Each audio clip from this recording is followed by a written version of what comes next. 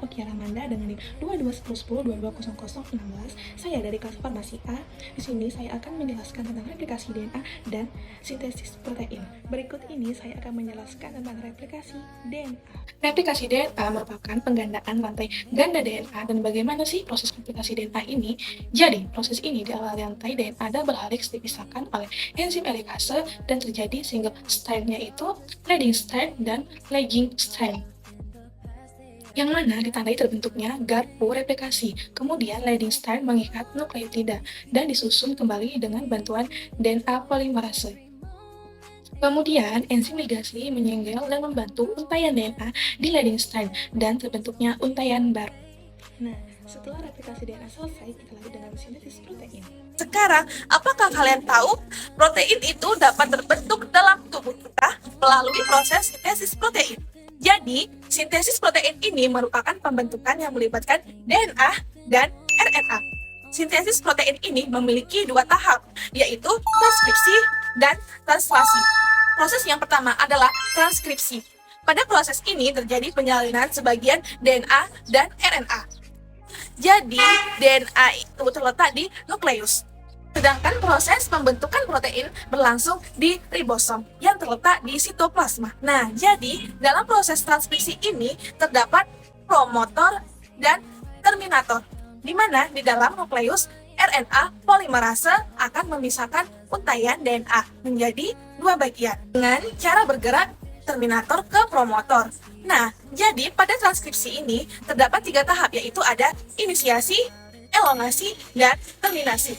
Nah, yang pertama ketika RNA polimerase sampai di promotor, maka proses ini dinamakan dengan inisiasi.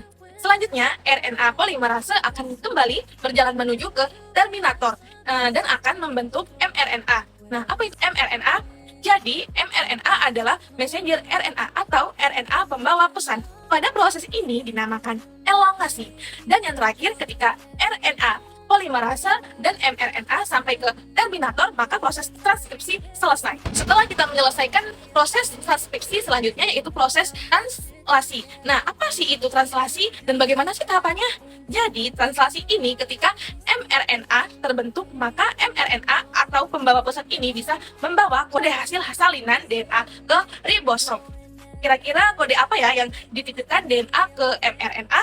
Nah, jadi mRNA ini membawa kumpulan dari kodon-kodon DNA.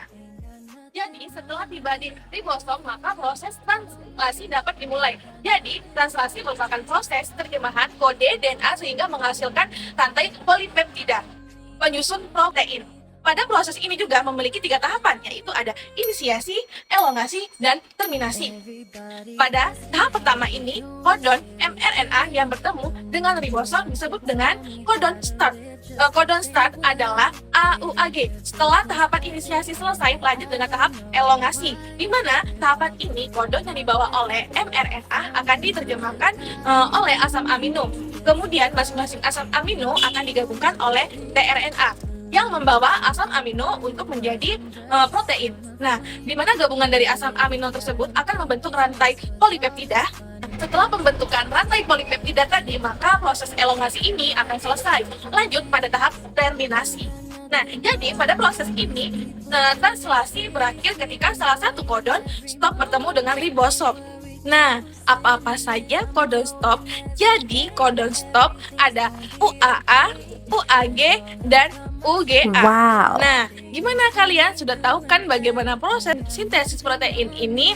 Jadi, singkatnya, proses sintesis protein ini merupakan proses pembentukan protein dari DNA oleh RNA yang tahapannya terdiri dari transkripsi dan translasi. Berarti ingat, jadi tahap transkripsi DNA mencetak RNA untuk menuju ke ribosom. Kemudian kalau translasi dari RNA menjadi protein. Nah, setelah mempelajari sintesis asam amino, kita tahu bagaimana proses perubahan gen dari DNA sampai menuju protein. Nah, jadi itulah paparan materi tentang replikasi DNA dan sintesis protein. Semoga apa yang saya jelaskan dapat dipahami. Lebih dan kurang juga saya mohon maaf. Saya ucapkan Assalamualaikum warahmatullahi wabarakatuh.